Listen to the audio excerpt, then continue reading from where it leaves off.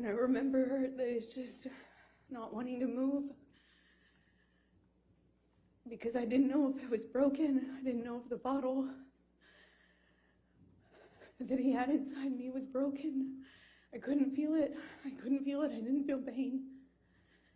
I didn't feel pain. I didn't feel anything. I didn't want it.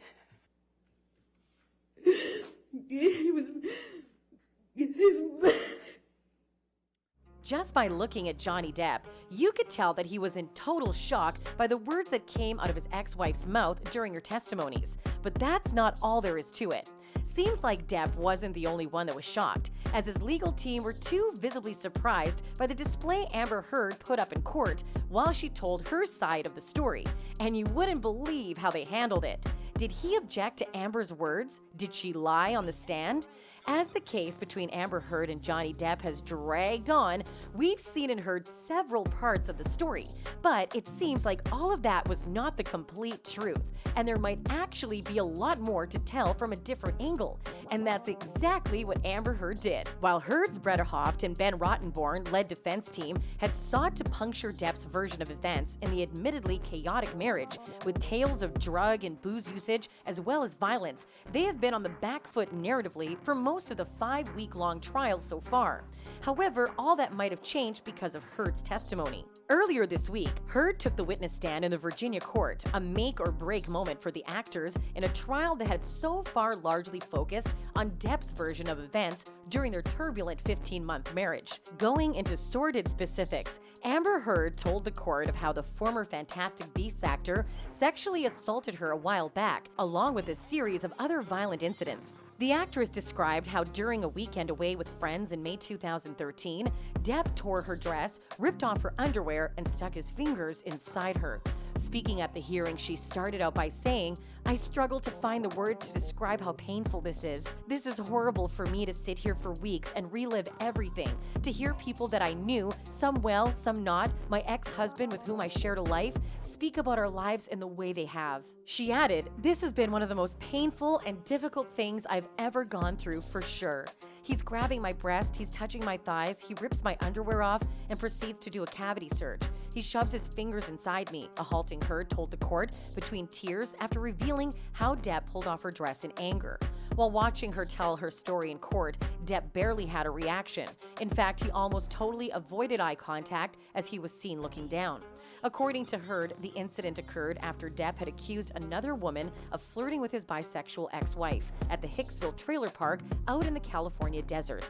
"I just stood there looking at the light. I didn't say stop or anything," the actress added in one of the most emotionally charged instances of the trial. "I pride myself on being tough. I minimize it," she went on to say of the alleged violence in the relationship. After one occasion, Heard took a photo of a large bruise on her upper arm. In another instance, she talked about being hit in the face by Depp. "My lip went into my teeth and it got a little blood on the wall," Heard noted, adding that her then-boyfriend wears a lot of rings.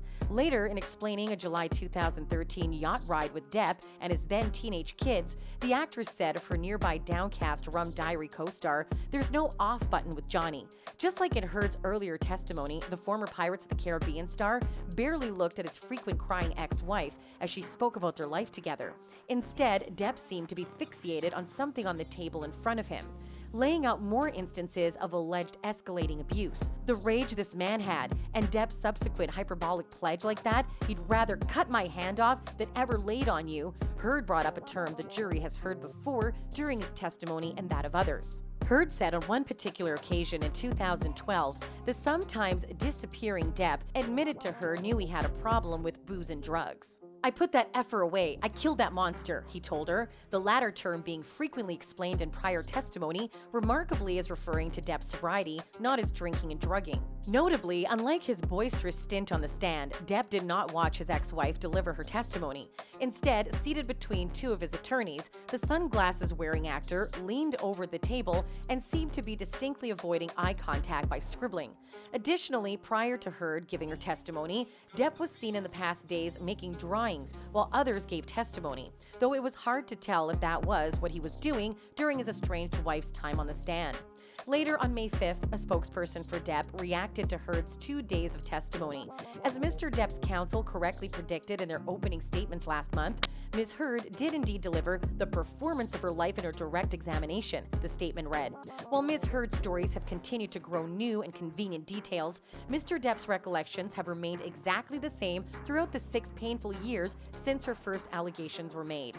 Just like Depp and his team, several fans also seem to have somewhat been shocked and disbelieving of Heard's account of the events that took place during their tumultuous marriage. This user wrote, "This unwell woman went home and watched all the analysis of her sad performance yesterday, all critiquing her false tales as non-believable. Then she decided to improve some faux trauma under oath on live global TV. Wow." Another user agreed that she was indeed performing. They wrote, "I can't wait for this audition of hers to end because it's embarrassing. And I suffer with JD, who not only got beaten, got his fingers smashed off by a bottle and physically abused for years, and now have to listen to this. Also, how does her fairy tale prove she didn't defame him?"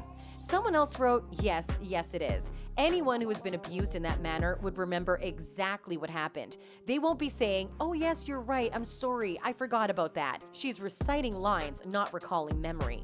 One other user stated that Heard's behavior could only be described as disgusting.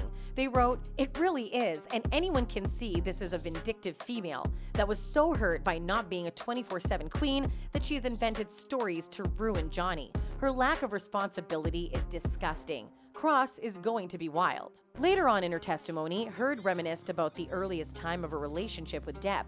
Under questioning from Bretta Hoff, the actress began to detail meeting Depp for the first time in a 2009 at an audition for The Rum Diary. That remarkable conversation was filmed with talks of books and poetry and old blues, the actress noted to the court, indicating that she clearly was charmed by Depp. Soon after that meeting, Depp called Heard to offer her the role in the film based on his late pal Hunter S. Thompson's writing.